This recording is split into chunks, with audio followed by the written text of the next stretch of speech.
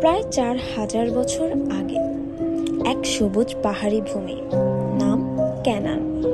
সেখানে বাস করেন নবী হযরত ইয়াকুব আলাইহিসসালাম।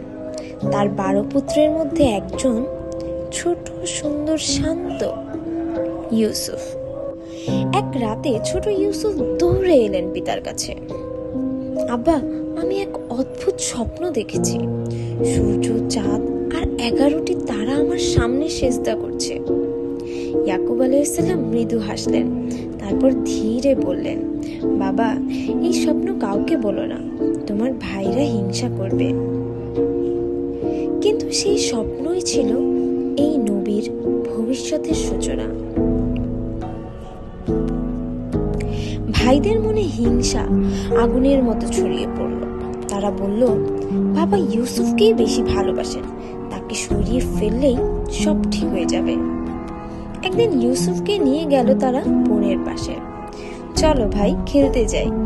কিন্তু খেলাটা ছিল মৃত্যুর ফাঁদ। তারা ইউসুফকে গভীর কূপে ফেলে দিল। অন্ধকার, ঠান্ডা পানি, নিঃসঙ্গতা। ইউসুফ কাঁদলেন, হে আল্লাহ, তুমি আছো? এক কণ্ঠ ভেসে এলো, আমি আছি, একদিন আমি তোমাকে সত্যের স্থানে দাঁড় করাবো। ভাইরা ফিরে এলো রক্তমাখা জামা নিয়ে। আব্বা, ওকে নেকড়ে খেয়ে ফেলেছে।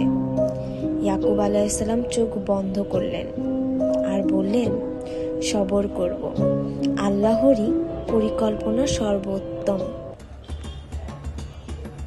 এক কাফেলা এসে কূপ থেকে ইউসুফকে তুলে নেয়, বিক্রি করে দেয় মিশরের বাজারে মাত্র কয়েকটি মুদ্রায়।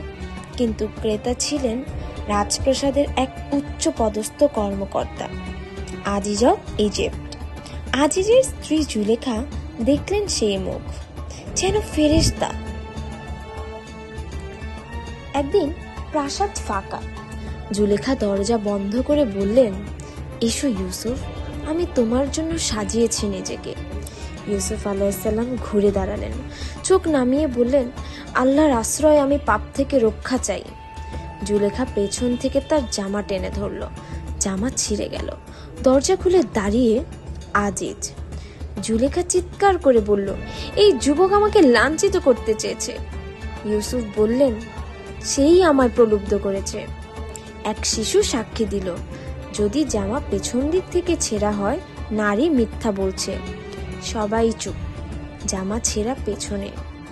আজিজ স্তব্ধ হয়ে গেল, আর জুলেখা লজ্জায় চোখ নামিয়ে ফেলল। একজন নারী যখন প্রেমে হারে, তখন সে কেবল ভাঙে না, সে ছলনা শিখে ফেলে। মিশরের রাজপ্রাসাদে তখন এক নাম চারিদিকে আগুনের মতো ছড়িয়ে পড়েছে, জুলেখা। মানুষ বলতো, সে নষ্ট, সে পাপী, সে নিজের দাসের প্রেমে অন্ধ। নারীরা তাকে নিয়ে হাসাহাসি করত, কেউ মুখে বলতো, কেউ অন্তরে ঘৃণা করত। আজিজের স্ত্রী এমন লজ্জাজনক কাজ করলো ভাবা যায়, কিন্তু জুলেখা চুপ করে থাকেনি। সে জানতো, কাউকে চুপ করানোর সেরা উপায় হলো তাকে নিজের চোখেই সত্যি ধাক্কা খাওয়ানো। একদিন সে তাদের সবাইকে ডাকলো, সেই সব নারী যারা তাকে অপমান করেছিল, যারা তাকে চরিত্রহীন বলেছিল। মিশরের রাজপ্রাসাদের এক গোপন কক্ষে সাজানো সুগন্ধি, ঝলমলে আলো আর অভিজাত নারীদের সমাগম। কারো চোখে ঈর্ষা, কারো মনে আগ্রহ, কারো ঠোঁটে ফিসফিসানি। আর সবকিছুর মাঝে এই আয়োজনের মূল চরিত্র জুলেখা। তার চোখ এক রহস্যময় হাসি, যেন কোনো গোপন নাটকের প্রথম দৃশ্য শুরু হতে যাচ্ছে। সে ধীরে ধীরে বলল, তোমরা তো আমাকে বিচার করে বলো আমি মোহগ্রস্ত, আজ দেখো আকর্ষণ কাকে বলে। নারীরা বসে আছে ফল ভর্তি প্লেট আর ধারালো ছুরি হাতে, মনে করছে এটা শুধু আপ্যায়ন, কিন্তু এ তো প্রলোভনের মঞ্চ। হঠাৎ দরজা খুলে প্রবেশ করলো এক অপরূপ চেহারা। চোখ নামানো অসম্ভব, শ্বাস বন্ধ হয়ে আসে, মাথা কাঁপে, দৃষ্টি স্থির হয়ে যায়। হ্যাঁ, ইউসুফ, অভিযুক্ত বন্দী, অথচ চোখ মুখে এত আলো, এত মর্যাদা যে শব্দ হারিয়ে যায়। কক্ষে নেমে এলো মৃত্যুময় নীরবতা। কারো হাতে ধরা ফল, কারো হাতে ছুরি, যেখানে দৃষ্টি হারালো সেখানে নিয়ন্ত্রণও হারিয়ে গেল। একজন কেঁপে উঠল, ছুরির ধার আর তার আঙ্গুলে ছুঁয়ে গেল। আরেকজন স্তম্ভিত, সে নিজেই বুঝল না কখন হাত কেটে ফেলল। রক্ত ঝরে পড়ছে, কিন্তু কেউ ব্যথা বুঝছে না। চোখ ভিজে আছে বিস্ময়ে। তাদের কণ্ঠ ফিসফিস করে উঠল, হে ঈশ্বর, এ তো মানুষ নয়, এ যেন কোনো ফেরেশতা। জুলেখা তখন ধীরে উঠে দাঁড়ালো, তার মুখে বিজয়ের ঝিলিক। এবার বলো, যাকে আমি ভালোবেসেছি সে কি সাধারণ কেউ? তার গলায় গর্ব, চোখে জেদ, আর ব্যথায় নয়, বিস্ময়ে কাঁপছে চারপাশ। রক্তে ভেজা হাতগুলো ঢেকে ফেলতে চাইছে মুখের লজ্জা, কিন্তু ইউসুফের চোখে ছিল না অহংকার, শুধু নীরব সততা আর পবিত্রতার দৃঢ় আলো।